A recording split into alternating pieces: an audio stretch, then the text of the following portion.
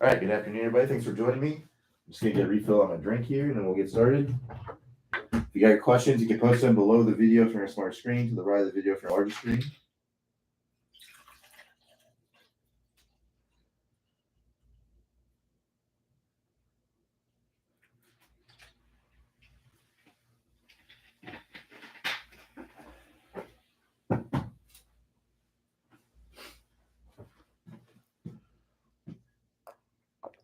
I apologize. I'm a little bit under the weather, kind of cold, so I might have to pause a couple times to uh, drain my nose, but we'll get through it.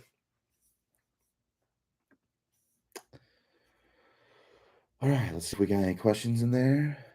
All right, yeah, we got a couple. Okay, let's see here. So Bill O says, hi Q, I am interested in the unlimited swing review program. My question is that I only have access to indoor practice facilities until spring, so I should wait, or should I wait until I can get outdoor before I sign up, or can I get started indoors? A lot of it depends on what you want to work on, right? So if you're working on swing mechanics, you can absolutely do that indoors. Um, Short game stuff is a little bit tougher, to work on indoors. Excuse me.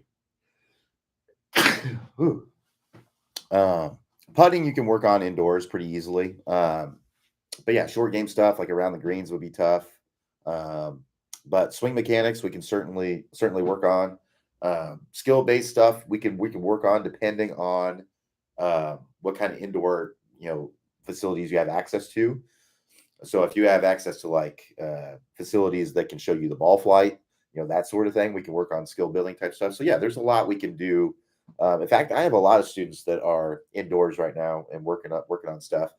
And I would also say that this time of year, a lot of times, if you're interested in making upgrades to your swing, this time of year is actually a really good time because a lot of times you're not playing as much because it's the winter time, and you can it's easier to work on and change things when you're not playing as much, right? So yeah, I would. This is actually the kind of time of year I would actually recommend doing online lessons.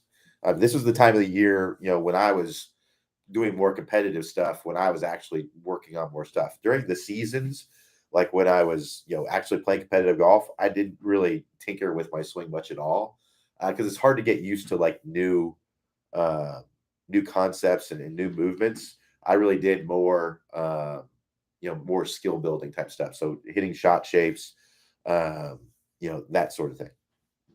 All right, keep the questions coming. I'm gonna take a quick break. Like I said, I gotta do a little drainage here, and I will be right back.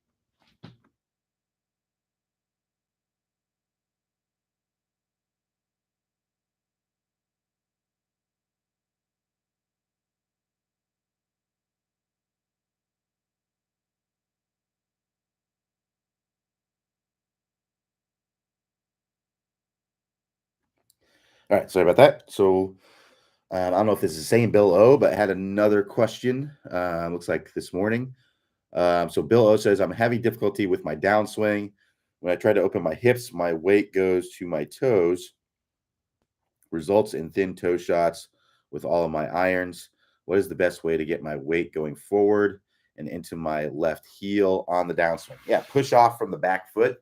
One thing I will say, and just as a disclaimer, I can tell you with a pretty high certainty that you probably don't need to be working on opening up your hips. I will say almost all golfers that I work with that are trying to open up their hips, they're just working on something that they think they need to be working on, and it's not really tied to what the actual issues are. So this is just something for everybody here. If you are interested in improving your game, right? What you have to do is you kind of have to evaluate where your strengths and weaknesses are, mainly your weaknesses, right? And then keep peeling back the onion to find exactly what you need to work on, right? Most golfers don't need to be working on opening up their hips. That's not usually part. Now, there are some situations where that could be what you need to work on. But I will say that I get a lot of students that come to me and said, I'm trying to get my hips open, and they're coming over the top and they're doing all this other stuff. And like the last thing they need to be doing is trying to open up their hips. And that's what it's kind of sounds like what you're doing, because you're hitting a lot of thin, shots and things of that nature. You're getting up on your toes, probably because you're coming down steep, and hanging back. And you have to be shallowing out the club before. There's things that you have to do before you can work on opening up your hips, right? So it's like building a house, right? You can't really put the roof on the house until you have the foundation, or in the the stick building and all that stuff. Like you have to have, there's things that you have to do before. So I think that a lot of people are jumping the gun on opening up the hips. So what I would do is I would look at your game, and there's really 5 phases that I would kind of look at. So number 1 would be like driver off the tee. Number 2 would be approach shot. So this would be any shot that is a full swing shot that's off the ground. I would call that in the category of approach shots. Then you would have distance wedges. So these would be kind of basically like 70, 80-yard wedge shots that are not full swings, right? Because you have to kind of gauge those. So that's an area that's a big, if you can get good with your wedge game, all the best players are really, really good with their wedges. Number 4 would be short game. So this is anything around the green within 30 yards of the green. So this is going to be like little chip shots, little pitch shots, green side bunker game, flop shots. That's kind of like a specialty shot, but all those kinds of shots would fall in that category. And then the last category is putting, right? So what I would do is, just as an example here, let's say you're a bogey golfer, right? Roughly about an average golfer, like a 15 handicap, right? Well, if you're a 15 handicap golfer, then you should look at, okay, where am I making double bogey or worse, right? Look at your scorecards from the last 5 rounds and look at where you're making double bogey or worse, because you are definitely making double bogey or worse, right? If you're a bogey golfer, you don't just make all bogeys, right? You have a bunch of pars, you have an occasional birdie, and you have a bunch of big numbers, right? You'll have 3 or 4 big numbers. That's pretty much how everybody's scorecard looks like for a recreational golfer, right? So I would evaluate and look at, okay, where am I making my biggest numbers? And this is whether you're, if you're a scratch golfer, look at where you're making bogeys. What happens when you make bogeys, right? What is, and then look at, you're going to see trends, right? If you go back, like, okay, what went off the rails there? Like what led to the double, triple, quad, right? And then you're going to see trends, right? And you may see, oh, I went out of bounds off the tee on this one. I went out of bounds on this one too. This one might be you 3-putted or something, right? But you're going to see trends, right? And there may be a bunch of reasons. Like I said, you might be, if you have, let's say you evaluate your round, last 5 rounds, you're an average golfer, you're 50 handicap golfer, and you look at your last 5 rounds and you have 12 holes that are double bogey or worse, right? Well, if you evaluate that and you see, okay, 6 of them were because of errant tee shots, right? 3 of them were because of 3 putts, and then 3 of them were because of greenside bunker, couldn't get out of the bunker or something like that, right? Well, now you have kind of a list of things. You have number 1 on the list is getting the driver, is evaluating what is going on. Why am I hitting so many shots out of bounds, right? And if you can get that improved to where you have much less, you make that weakness a strength, right? You hone in that, then because sure, that driver's probably leading some big numbers, but even on the holes that you're not double bogeying, I'm sure you have some errant tee shots there too that you're just recovering from, right? Or you got lucky, like you hit it a fairway over, right? And then you had a clean shot. Well, on the next hole, if there's woods to the right, that fairway over is OB, right? So you're getting away with a lot of those shots, right? So that's what you have to evaluate. Then you peel back the onion more. Like, okay, well, is it what's happening with my ball flight and contact when I do this, right? What's the hole look like? Am I playing the hole wrong? Should I not be hitting driver, right? Or should I be hitting driver? I'm just hitting terrible drives. It's a big slice. Well, now okay, if I can get to where I can turn my slice into a more consistent draw, well, now I'm going to knock a lot of strokes off my score. So if you go through the things and you knock off your weaknesses one by one, by one, you have no choice but to improve. But if you work on like a random thing that, like getting your hips open, and you may have gone to an instructor and, so let's talk about a situation where it would be good to work on getting the hips more open, right? A situation would be if you are over shallowing out the club. It's pretty rare. I don't see this a lot, but if you're someone who's coming in and you don't rotate your body and this club is too shallow, that would be a situation where you might want to work on getting your work on your pivot, work on getting your body more rotated. Because if you're coming down like this, you're way too shallow and you're swinging way too far from the inside, kind of flipping the hands through contact. Well, now if I'm here and then I add rotation with it, well, now that neutralizes my path of my club. And that gets me to be in a good position, right? That's one scenario. And I would venture to guess that most people are just not in that scenario. I can count on my hand how many people I've worked with hundreds of golfers, and I count on my hand how many people I've been in that scenario with, right? So it's just not very common. So I would recommend looking at your game instead of wasting time on trying to get the hips to open when it's not something that's, because a lot of times people work on getting their hips open and it makes things worse. Here's an example. If you're someone who's already coming down steep, right? You don't open up your hips and you come down steep. So you're like this. So you're steep and then you don't open up your hips, right? Well, if you come down steep and then you start opening your hips, well, you're just going to come down even more steeply and you're going to hit even worse shots. This is probably why you have trouble getting your hips to open up, because getting the hips to open up will actually lead to worse results, right? And your brain is saying that's going to lead to trouble. We can't do that. So we need to continue to not open our hips and get on our toes to try to get the club to shallow out and work down the way that we want to. So, yeah, I would recommend. You mentioned, I believe it was you wanting to work on work with an instructor. You're interested in the swing reviews. Let's get to work. Sign up. Click the link above. Sign up. Let's take a look at what's going on. Let's evaluate what you really need to work on, because that's part of the beauty of working with an instructor, is that we're going to zero in what you need to work on. We're not going to be working on random stuff, right? That's kind of, so the top speed golf system is really nice because it narrows down the things that you need to work on, right? So you just work through the system, right?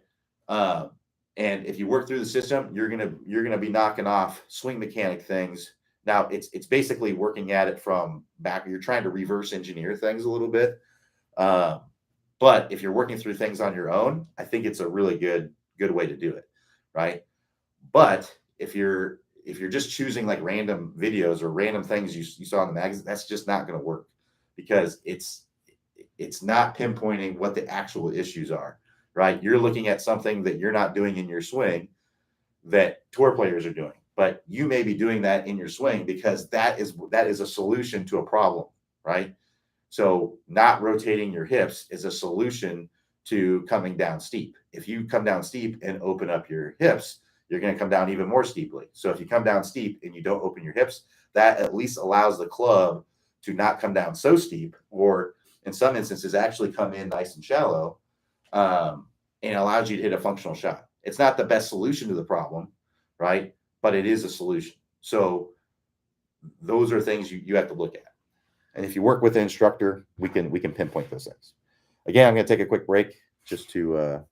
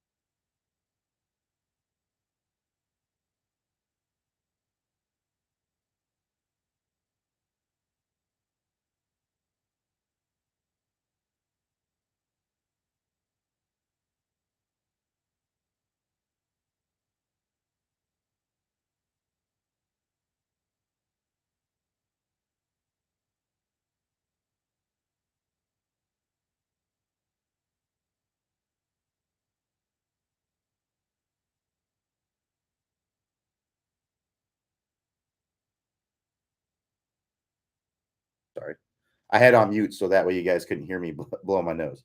Sorry about that. So yeah, I read your question, Steve, on hitting the ball off the toe. So what you need to do is you doing variability training isn't going to fix it on its own, right? So if you have a tendency to hit the ball off the toe off the time all the time, so what the variability training does is it gives you a better awareness for where the center of the face is, right? So if you already have a tendency to hit the ball off the toe, it's not necessarily going to make you start hitting the ball in the center of the face. What you have to do is the first thing I would do is change your intention, right? Because right now your intention is hit the ball in the center of the face. If it's not, then you need to change that. You need to really have, when you're hitting the ball, try to have the intention to hit the ball in the middle of the face.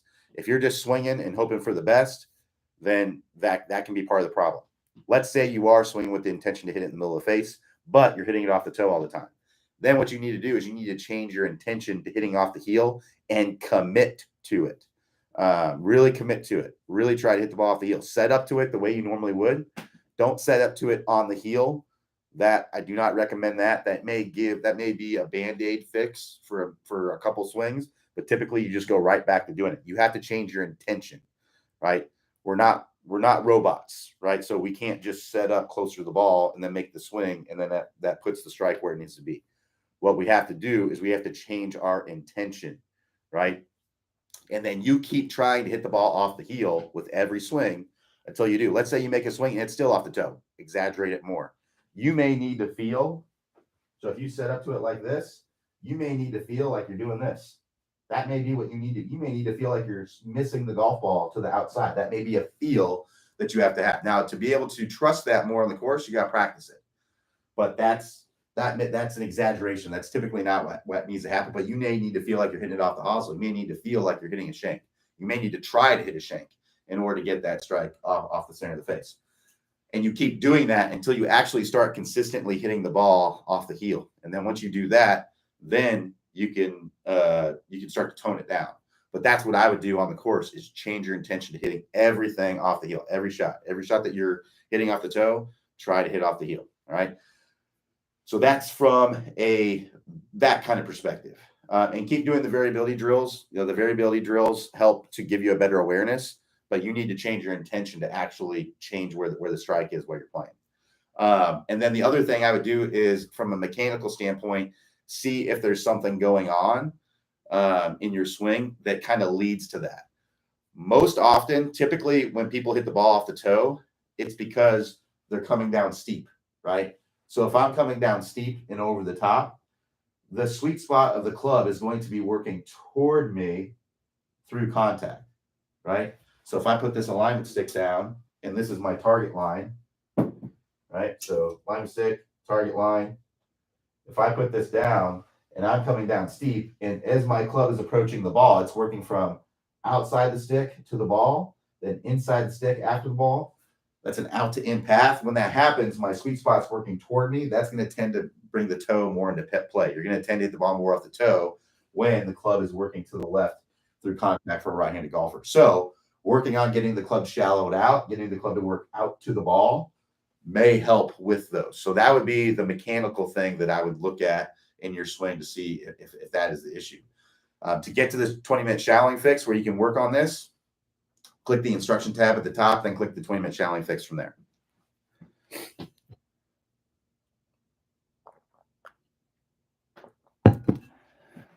So Jerry D says, hi Q, sorry you're a little under the weather. I've been working hard on increasing lag and holding my release until my hands pass my trail side knee. I'm making solid ball first contact and thrilled with the increased club head speed. My issue now is with the steeper angle of attack and some really deep divots, slightly inside out. Am I making a common mistake? Can you suggest an adjustment or drills? Yeah, so when you get more shaft lean, it pushes the low point of your swing more forward, right? So I would just put your ball position a little bit more forward, and you're going to need to stand a little bit taller, right?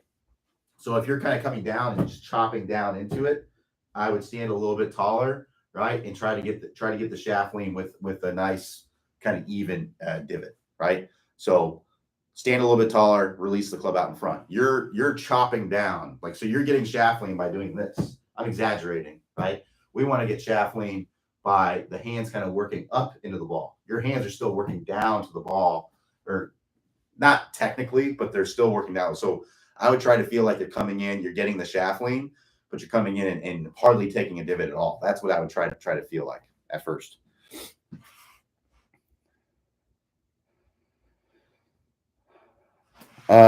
So Jim N says, while trying to apply the TSG guidance to increase club head speed and mid iron, I'm getting greater launch angle. 7-iron going from 19 to 24 degrees. Then speed goes from 77 to 83. Unfortunately, the greater launch angle seems to be negating any distance advantage from the increased speed. Curious what bad thing I might be introducing when focusing on greater speed. Probably earlier release, right? That's what has the biggest influence on your launch angle, is going to be the loft of the club at impact, right?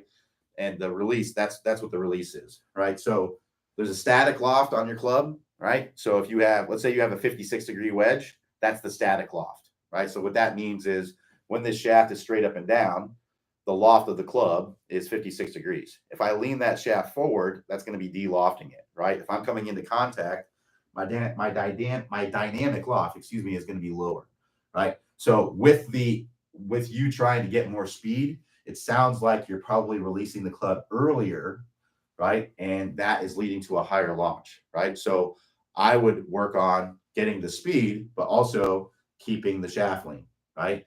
Keeping the shaft lean as you're coming into contact. It's harder to keep shaft lean when you swing harder. So this is a part of the reason why you see tour players where their driver swings are longer than their iron swings, right? Because with an iron swing, it's easier to control if we have some shaft lean, right? But with a driver, because we're hitting up on it, right, it's okay. You don't have to have all this shaft lean, right? There are some players that have shaft lean, but most players, you're going to see the shaft's pretty much straight up and down at contact, maybe slightly forward, right? There are some players with shaft lean, like John Rahm and Dustin Johnson, but most golfers you're going to see that have, basically no shaft lean, or it's leaning forward 1 or 2 degrees. That's typically what you're going to see. And that's because they're trying to release that hard, right? But with an iron, you don't necessarily want to swing the same way. Now you will get, as you work through the distance course, your neurological system is going to be firing faster. So you are going to gain speed even taking a shorter swing with your irons. But you're not going to gain as much speed, because you're not going to be, with your 7-iron, you're not going to be like this, right? Your 7-iron, if you look at most tour players, their driver swing is going to look like this, right? Where they're getting pretty close to parallel. And if you look at Tiger, for example, Tiger driver swing is like this, right? Iron swing is here, right? It's much shorter, right? Because it's easier to not release the club earlier if you have a shorter swing. So you don't want to shorten it too much, because then you're going to lose power. So you kind of have to find that happy medium. So I would find what length of swing gives you a good mix of speed and the launch and everything that you're looking for. But yeah, it doesn't do you much good to have a lot of speed, but then hit it way higher, because that's going to be harder to control, right? So I would try to work with it and try to find the happy medium that works best for you. All right, I'm going to take another quick break here.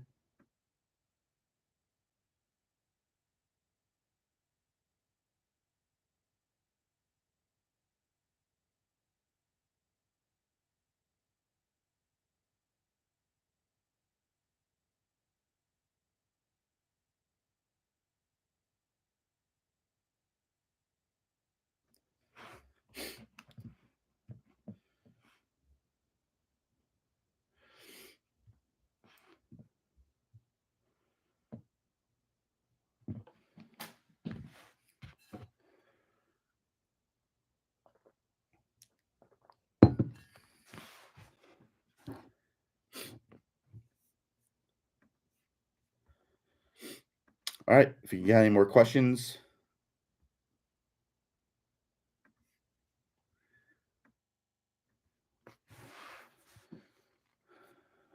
So Steve says, can you show us your putting grip and your putting routine? Sure. Yeah. So putting grip, I have a very standard putting grip, pretty traditional with the putting grip. So basically, what I like to think about is basically my hands kind of being underneath the club a little bit, right? So I find that a lot of people put their hands kind of more like this on the putter, which gets their elbows pointing out. And if the elbows are pointing out, it's just the stroke gets kind of wonky.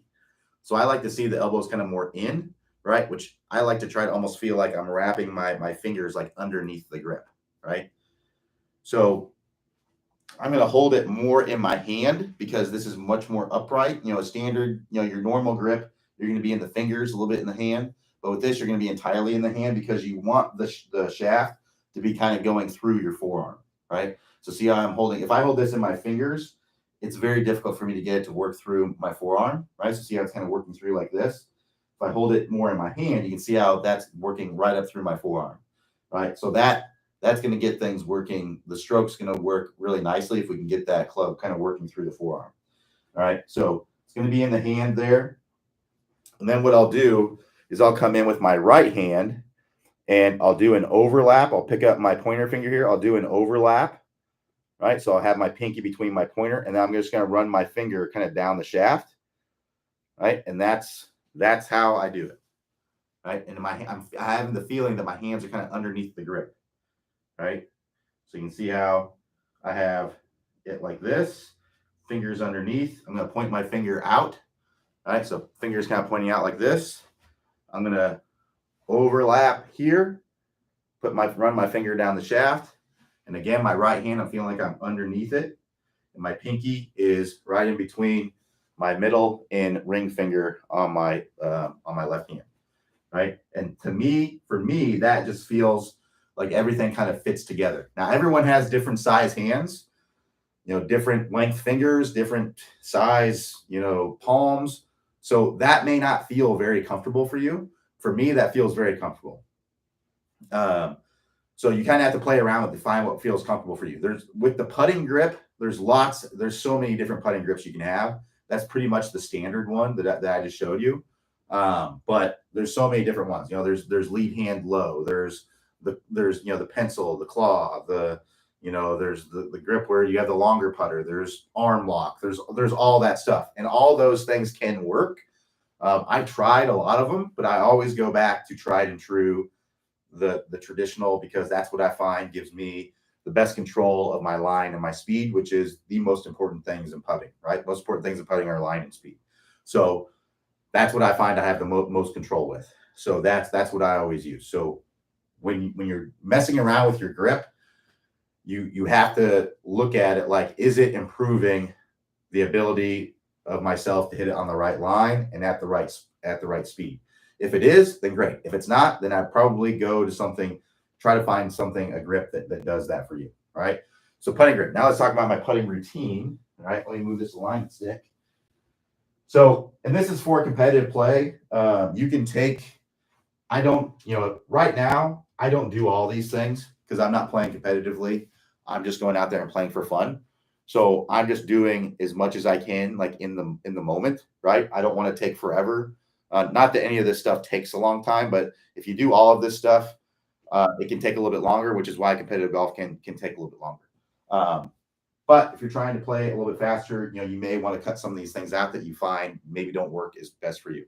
So number one is when I'm approaching the green. So I haven't even gotten to the green yet. I want to see the overall kind of landscape of the green. Like, where's everything falling to, right? So that's as I'm approaching the green, right? And once I get there, what I'm going to do is I'm going to confirm it's my ball, right? I might fix a ball mark or something like that if I have one. And then what I'm going to do is I'm going to get 10 to 20 feet behind the ball. And I'm going to kneel down and I'm going to look at the overall kind of land. Like, again, I'm going to be trying to look at the slope between my ball and the hole. And I recommend getting 10 to 20 feet behind the ball. It's not going to work this far behind the ball, right? So that's what I wouldn't recommend doing. Now, for me in recreational play, a lot of times I cut this part out. I don't even do this part because this isn't as effective for me as far as green reading. And I'll get into what what I pretty much do every single time. So again, once I do that, I'm already starting to build a picture in my mind of what the putt's going to do. So I'll get behind it and maybe I'll see, okay, this is moving a little left or right. So already I'm thinking, okay, how this putt's going to break. Then I come up, I mark my ball. I'm going to start cleaning my ball. Make sure that your ball is clean, right? It rolls way differently. Even if you have a little bit of dirt on it, it's not going to roll the same. So make sure that the ball is clean. So that's why I mark it. And then as I mark it and I'm cleaning it, at this point, I'm going to be walking the perimeter of the hole, right? And this is what I do pretty much no matter what. Now, if it's really, really laid back, I may not even really read it at all. I'll just kind of look at it and see, okay, it looks like this, and then I'll go in and putt it. I don't make as many putts when I do that, but this is kind of the middle ground where, let's say I am wanting to play well, right? But I'm not, it's not that serious, right? So it's not like competitive, whatever. It's, maybe we got $1 or a soda on the line, and I'm wanting to make the putt, but I'm not that serious about it, right? So what I'm going to do is I'm going to walk the perimeter. I'm going to walk around. And what I'm doing is I'm feeling in my feet, right? And then also as I'm doing this, I'm looking at my line to make sure there's no spike marks, there's no ball marks, nothing that could, affect the putt, right? So I might do, some pat downs or some ball, fix some ball marks or things like that. But I'm walking around the perimeter of the hole. And what I'm doing is I'm feeling in my feet, is it uphill? Is it downhill? Is it side hill? Is there a crown? Like, am I going up and then am I going down? What's going on there? And I'm taking in information, right? When I get to the hole, I'm going to look at where the grain is growing. So for those of you who aren't familiar, grains have grain, right? And if you look at the hole, there's typically going to be a rough side of the hole, and then there's going to be more of a cleaner cut side of the hole. The side of the hole that is rough, right? That's not as clean. It's not as clean cut, right? Maybe there's like some straggler grass in there. That's the direction the grain is going, right? The clean side is the grain. It's moving that way. It's moving in the direction of where it's a little rougher, right? And where I found that makes the biggest difference is with the grain is with you or against you. It doesn't make as much of a difference if it's across you, in my experience. It's mainly just if it's with you or against you, because if you have an uphill putt and it's into the grain the whole way, it's going to be very slow, right? If you have a downhill putt and it's with the grain the whole way, it's going to be a lot faster than what you think, because that grain is going against it or with it the whole way, right? If it's across it, the grain really isn't like pushing it in a direction, right? It's just kind of going across the grain. So now it may have a small influence on it, but it's not enough for me to be like, okay, I need to make an adjustment here. But with the grain and into the grain, I found you do need to make a little bit of an adjustment there. And also keep in mind is that just because the grain is at, in one direction at the hole, that doesn't mean it's in that same direction everywhere. Now, it's where it's going to affect it the most because it's where the putt is moving the slowest. But it's keep in mind that it can be a little different. And that's what's good about looking at it from a distance as well, because you can see, the sun. If it's an overcast day, it can be very difficult to tell. But a lot of times when it's sunny, you can tell like the sheen of the green, like what's with the grain and, where the grain's kind of going. So that might be something you want to look at as well, because it can be a little bit, splotchy, the grain, the direction it goes. But anyway, again, I'm going around the green. The reason why I walk the whole perimeter of the hole is one, so I can feel on my feet, but I also get a better sense for the distance, right?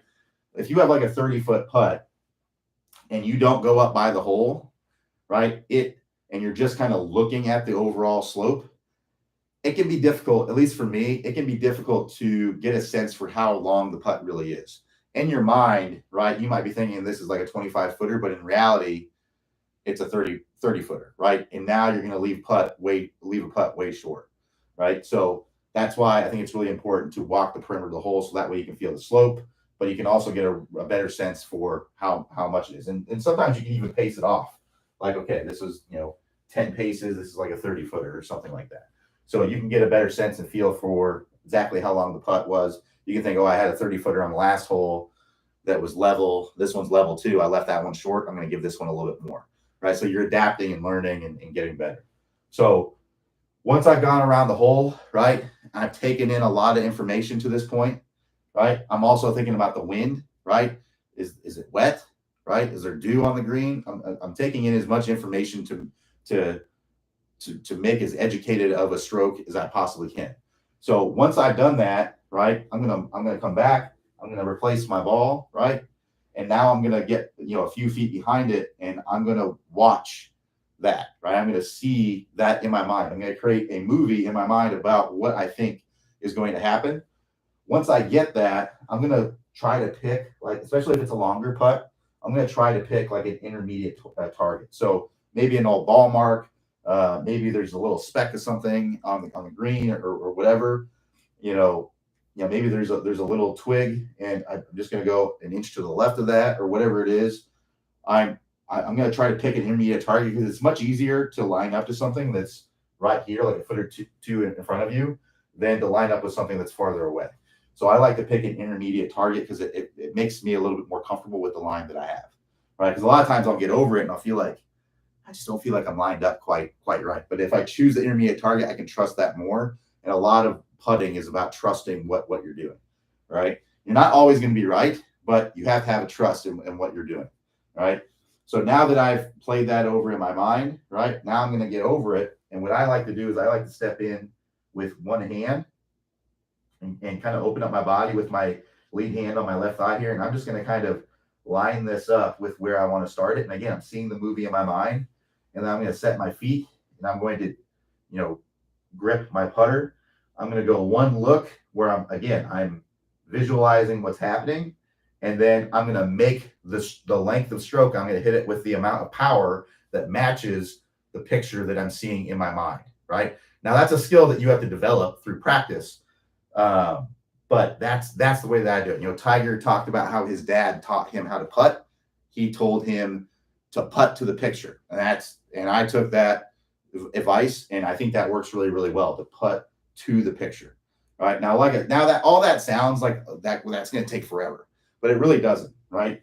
If I come up, I go down, I'll look at it, like, okay, and then I'll go in, I'll mark it, I'll clean it, walk around. And a lot of times you're doing this while other people are doing it too, right? So I'm walking around. All right, so now I've taken in all the information. I'm going to put it back down. I'm going to get behind it, and it may not even be my turn yet. But again, I'm kind of playing the picture in my mind. Now I'm going to set up. Like, this whole process takes like a minute. It's not like I'm going to be on the green forever, going through this. I know it's a lot to think about and go through, but once you do it so many times, it becomes a part of your routine. It's like riding a bike, right? You just get on and you do it. So that's the putting routine. Takes from it what you want, but I found that to be pretty effective for me over the years. All right, again, I'm just going to do a quick pause, and then I'll be right back.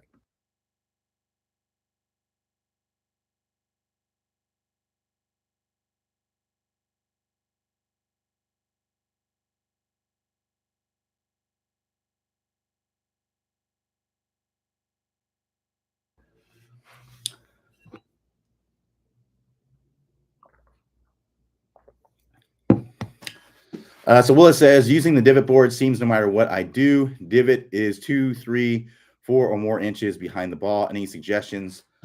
Also, since the board is somewhat raised, should I stand on something like plywood or something to level it out? So just to answer your last question really quick, no, because when you're on the course, you're not going to have perfectly level lies everywhere. So it's not really kind of like the same. You're going to have lies that are above your feet, below your feet. You need to develop the skill of hitting the ball in the ground at the same time, whether it's above your feet, below your feet, level with your feet. I wouldn't worry about trying to raise it or lower it or anything like that. Now, if it was like crazy extreme, like it's a foot above your feet, something like that, that's not a shot you're really going to have very often. But you're going to have a lot of shots. You're going to run into so many shots where where the ball is an inch above your feet, like the divot board might be. So I wouldn't worry about that much at all. But let me go through kind of my protocol for fixing chunk shots. So number one, what you want to look at is your ball position. I find that people have their ball position a lot of times too far forward. And what we have to understand, in order to make ball first contact, in order to hit the ball on the turf at the same time. We have to have the bottom of the swing arc to be in front of the ball, right? So if this hula hoop represents my swing arc, and right here, this is the bottom of the swing arc, the bottom of the swing arc needs to be a few inches in front of the ball and below the ball, right? So what's likely happening for you is the bottom of the swing arc is occurring at or before the ball. So if it's at or before the ball, if you have the bottom of the swing below the ball at all, you're going to be hitting the ground behind the ball, right? So we need to have the bottom of the swing in front of the ball and slightly below the ball. The ball position has a lot to do with that. You know, if I put my ball position, let's say I put this alignment stick down, and let's say I'm straddling this. This is right in the middle of my stance. And let's say I have the ball position right here, right? It's really far forward in my stance. You can imagine how hard it would be to get my bottom of my swing to be in front of that, right? So I like ball position to be kind of middle to maybe just forward to the middle. So if this alignment stick represents the middle of my stance, that's going to be a good ball position for about any shot that you're hitting off of the ground, right? So what I'd recommend doing is put the alignment stick down, have it kind of running, you know, perpendicular with the divot board, and then have your, and have that lined up with like the back of the dot. And then have, when you set up, have your heels equidistant from that stick, right? And that should help you. I mean, a lot of times that by itself does the trick. So that'd be number one. Number two, I would look at how your hips are moving in the backswing. A lot of times when I see people hit chunk shots, what happens is they slide their hips away from the target. So they'll shift their weight to their trail side, but they'll just keep shifting, right? So they keep going way over here. I'm exaggerating. You're probably not quite like this, but just to make a point, I see a lot of golfers that are kind of like this, way over here. So you can imagine if I'm over here at the top of my swing, it's going to be very difficult for me to get the bottom of my swing to be where it needs to be for a couple of reasons. So one, because that's a long distance to go. And two, my leg is vertical or even angled away. You can imagine how it'd be difficult for me to kind of have leverage to push in that direction. If my leg is kind of more angled in like this, it's a lot easier for me to get leverage to push in that direction. So that is also something you want to look at. An easy drill for this is a chair drill. Set up with a chair. It needs to be, this is a big thing because I see a lot of people who do this drill, they do it wrong. They'll set up like this, or they already have a gap between their hip and the chair. You want to set up with the hip touching the chair. When you start your backswing, you're going to shift weight into your trail foot. You're going to nudge the chair ever so slightly, not very much, right? And then as you get up to the top, you're going to create a small gap between your hip and the chair, about a hand thickness. It's not a lot, just about a hand thickness. So we don't want to be touching the chair at the top, right? And we don't want to be front loaded. We don't want to be like this. We want to have about a hand thickness. That's going to put you in a perfect position to be able to move into your lead side correctly. So the chair drill would be a really good one, most likely to help you as well. Now, let's say your ball position is perfect. Let's say you don't have a hip slide in the backswing. You know, no hip sway, all that looks good. But when you come into contact, you are hanging on your back foot and still doing this, right? So maybe you're like this, but then you start the downswing with all your weight on your back foot, and it's all arms, and you're kind of like this, and you're very angled away. Well, then you need to make sure that you are shifting your weight to your lead side as well. We need to get our momentum moving toward the target. If I'm hanging back on my trail foot, I'm going to have a really hard time getting to my lead side and getting the bottom of my swing to be more forward. So what I'd recommend doing for that is the step drill. Start with your feet close together, throw the club back. As you throw the club back, you step forward. And then when you land, you start the downswing. So that'll look something like this. Right? I'm not going to do like full swing here. I don't want to hit my walls, but that'd be the drill, right? So you do that, no ball. It's no ball drill. And then what you'll do is you'll take your normal stance, and I want you to replicate that same pressure shift, right? So I'm shifting into my trail side, and I'm moving into my lead side as I get up to the top. I need to get my momentum moving a little bit toward the target as I'm getting to the very top of the swing. So that way I can start my downswing with pressure in my lead foot, right? So get that in a practice swing. Then I would try to get it clipping a tee. Then I would maybe put a ball on a tee and try to do it hitting a ball off a tee. Then I would remove the tee and try to do it hitting the ball, right? So usually those three things, the ball position, the hip sway in the backswing, and shifting the weight in the downswing, usually those three things take care of it. But there are a couple more kind of rare things that you may want to look at as well. So one is over shallowing out the club.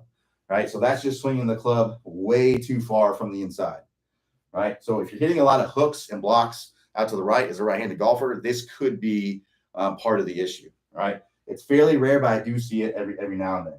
So here's how I would explain it. If I'm setting up this ball, right, and I swing, imagine I'm at home plate, right, on a baseball field, and I swing in the direction of first base, right? My club is going to bottom out back here in front of my trail foot. On the other side of that, if I swing toward third base, right, my club's going to bottom out up here in front, way more in front. And this is a big reason why a lot of people come over the top, because it helps them to get the bottom of their swing to be more forward. The problem is, right, is that you're going to be coming over the top. But if you over shallow out the club, your club's going to tend to bottom out before the ball, and there you're going to be hitting the ground behind the ball. So if you're in that situation, I would almost feel like you're coming over the top. I would try to hit some balls where you hit poles, right, where you just kind of pull the ball straight to the left and then just tone it down to be, make sure that you're shifting your weight in all those things. But just kind of tone it down to be more of a straighter ball flight. The last thing would be the release. If you have zero shaft lean or backward shaft lean at impact, it can be very, very difficult to make ball first contact. Now, I really want to emphasize this. Most golfers that I see hundreds and hundreds of golfer swings, recreational golfer swings, top speed member golfer swings. Most golfers have an early release, but also most golfers do have their hands in front of the ball some. This does not apply to those players, right? If you look like this at impact, right, this does not really apply to you, right? Because my hands are ahead of the ball, right? They are, as long as your hands are ahead of the ball some, this is not the reason why you're chunking it. It has to do with the other things that I talked about, right? So I would be working on the other things. And the reason why I say that is because whenever we talk about the release, like lag and release and shaft lean and all that stuff, that's what everybody wants to work on, right? Because everyone's going to gravitate to that. But I strongly recommend that you work on the other things, because the other things are going to be so much easier to change and take a lot less time to change, are going to give you much more bang for your buck, right? For the time investment and all that stuff. Yes, working on your release, it can improve your golf game, but it doesn't improve it as much as what people probably think, right? So I would recommend making sure that, you have, if you're going to be going this route, I would be looking at, do you have backward shaft lean where you're coming into contact and your hands are actually behind the ball, right? Because if I'm doing that, my club has to be bottoming out before the ball. And the only way I'm going to make solid contact with the ball is if my ball is sitting up on the grass like it's on a tee, right? Because I'm going to be hitting up on it. I can't hit up on it if I have backward shaft lean or if I have the shaft straight up and out. But if I have the shaft leaning forward at 2 degrees, you're good. You're really fine. It's going to be, I would look at the other things and make sure you're doing those things well. So for the release, what I'd recommend doing is working through the top speed golf system, right? Working through each piece, getting to the straight line release course. One drill that you can do really quickly is a stick drill. So take an alignment stick, put it down the shaft like this, right? And what this will do is it'll give you feedback on whether you're flipping your hands or not. And you would just try to make some swings where you're coming through and that stick doesn't hit you in the side, right? So I address, it's resting on your side, right? And then you come in, you make a swing, it's not touching you, right? So you can see how if it doesn't touch me, my hands have to be way ahead, right? If I early release, then that stick's going to whack me in the side. This is a very difficult drill. So especially if you're someone who, does have that early release, the backwards shaft lean, that's going to feel like crazy uncomfortable for you. So start out really slow with that and build it up. But again, like I said, I recommend taking a look at the other things I mentioned, because more than likely those things are going to have a much bigger influence and they're going to be much easier to change.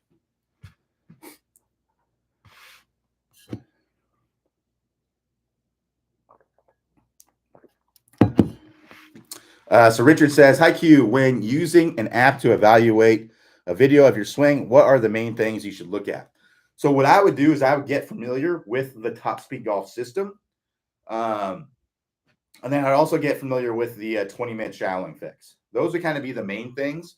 And then there are specific things in other videos, other programs like the 20-minute distance fix that you can kind of look at your swing and see if you're doing those things as well. But we kind of talk about the technical things in the swing as you go through the program. So top speed golf system, first piece is stable fluid spine. So what I'd be looking at address, if I draw a line from the center of my hips to the center of my shoulders at address, I want that to be 6 to 8 degrees angled away, right? When I go to the top of the swing, the overall angle of my body, I want that to be roughly the same, right?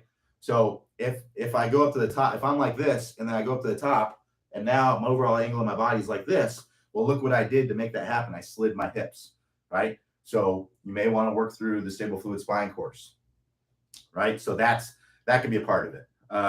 So looking at your spine angles, and then when you're coming into contact, we want that spine angle to get a little bit more angled away, right? So you're going to be like in that 18 to 25 degree range with the spine. But that's more like level 3. So level 1 and 2 are address and at the top of the swing, getting that to be angled away and then being nice and stable to the top. So that's the spine angles. Next would be the turn. I'll be looking at, are you getting a 90-degree turn, right? So if you're looking at your swing and you can see any part of your back, typically, if you're seeing kind of like the back part of your shoulder, you're typically going to be taking at least a 90-degree swing. But if you're not seeing your back, let's say you're like this, like you're not seeing any part of my back at all, right? That's an indication that you don't have. You can kind of look at your shoulder joints and see, okay, my shoulder joints are like this, right? That's not a 90-degree turn. You can see there, if I go there, now you can see some of my back. That's a 90-degree turn. So that's the power turn course. Power turn course also includes the through swing. So coming all the way around to a full finish, we want to see the hips pointing toward the target, chest left of the target, all the way up on the toes, right? So we don't want to have a finish like this, right? That's not going to be very powerful. So it's very important for power to come all the way around, rotate the body all the way into the full finish. So that's what I'd be looking for in the power turn course. From the lag course, what we would want to see is the angle between the lead arm and the shaft. We'd want to see that angle getting a little bit smaller as we're coming down or remaining the same, and then getting bigger from there. Right? So we want to create the lag, then we want to release the lag. So that's really what the lag course is. And then within the lag course, we're telling you like specific things that you're looking at. The compression line, right? The compression line is the line that goes from our lead ankle, lead hip, lead shoulder at impact. We want that to be in a straight line, right? So we don't want to be like this where it's bumped out. It's pretty rare, but you wouldn't want it like bumped in a lot either. We don't want it to be too far angled away or too far angled toward. We want it just, for an iron, I like to see it vertical or just slightly angled away. For a driver, I like to see it angled away, right? And that promotes more of an upward angle of attack to be angled away. I like it vertical with an iron because for most people, that's going to be a better spot to be able to hit down and through the ball, right? So that's the compression line. Then the last piece is the straight line release from the top speed golf system. The release is where the club splits the forearms. And if you go to these courses, Clay talks about all of them. So I would recommend kind of going through and watching the videos to have an idea of what you need to do, or have an idea of what all these pieces are. But the release is where the club splits the forearms, right? So I'm coming here, it's lagging, and then maybe I contact the ball here, and then the release, you can see where it's splitting my forearms here. I want this to happen out in front. The average is around 40, 41 degrees when we measured tour players. Clay says 45 in the video. That's before we measured all the tour players, but we were just saying it looks like 45 degrees, but that's a good angle to go for. It doesn't have to be exactly 45. It can be 30 all the way up to 50, right? It can be in there. So if you're at 30 degrees, I wouldn't be sweating trying to get to 45. It's totally fine. All right. So that's the top speed golf system. The last piece is the 20-minute shallowing fix. That would be kind of one thing that I'd be looking at your swing with. That's really, really important on the apps. So what's really important to look for shallowing is the camera angle. This is one of the main things that people get wrong when they send me videos, is they just have the camera angles wrong. So make sure that you have the camera angle correct, because it's really important. I don't think people realize how important it is. It's so important. You're looking at something in 2D that's 3D, right? So the perspective really matters. So you can have a swing. If you don't have the right camera angle, you can be coming down steep and you'll actually look like you're shallow, right? So that's why it's really, really important. So the way I would do it is I'd set up an alignment stick on the ground. I'd point it at a target out in the distance. I'd set up your camera to be directly lined up with it. So if there's a laser coming out of your camera, it's going to be going right through that stick. Then when you go to set up to the ball, you want to have your toes up there close to it, right? You don't want to be like this. You don't want to be like this. You don't want to be like this. That's not going to work. You got to have your toes up there close to it and the same distance away from it, all right? So that's how you set that up. And you want it to be at hip level, and you want it to be far away enough to where you and the club stay in the frame throughout the entire swing, right? So this is too close. It's cutting off my feet. The club's going out of the frame, right? It's not at hip level. So this really isn't the best camera angle. You want to make sure you adjust it. So I recommend like a phone tripod. Don't rely on someone to hold the phone because it's going to be moving around everywhere. Invest in a phone tripod if you're serious about, evaluating your swing and taking a look at what's going on. Now, let's say you have the camera set up correctly. What you'll do is you'll draw the elbow plane line. This is a line that goes from the ball up through the middle of your elbow. And what you want to see is you want to see that club kind of tracking underneath that line all the way to the ball. If the club is working out above that line, you're coming down steep, and you definitely need to work through the 20-minute shallowing fix. So you want to get it in iron. You want to get it just underneath that line, right? So kind of like this. So if you imagine my hands are on the line, the club would be like that, right? And then that's working from the inside down to the ball. We don't want to be like this where we're way above it and then way under. We want to be getting under it very quickly and then staying under it, slightly under it, all the way down. With the driver, we want to be a little bit more under it because the ball position is more forward, which means that the club's going to tend to work more to the left by the time it gets to the ball because the ball position is more forward because it's working around my body. So I actually need to shallow out the club a little bit more with the driver. I'm going to have a little bit more inside my hands to be shallow. So those are the things that I would look for on video. And if you work with an instructor, through like an online swing review or something like that, we can evaluate exactly what you need to work on. But if you're looking at yourself, the top speed golf system, the 20-minute shallowing fix, those would be the things that I'd be looking at. All right. So again, I need to take a quick break.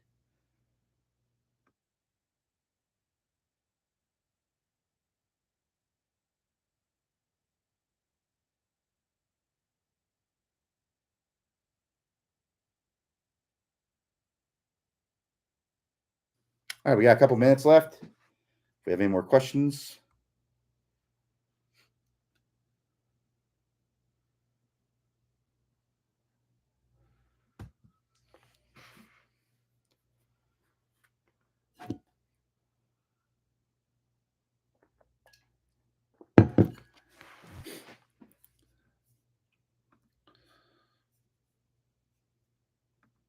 And just a reminder, we will not have office hours tomorrow, Monday, or Tuesday, but we will be back Wednesday.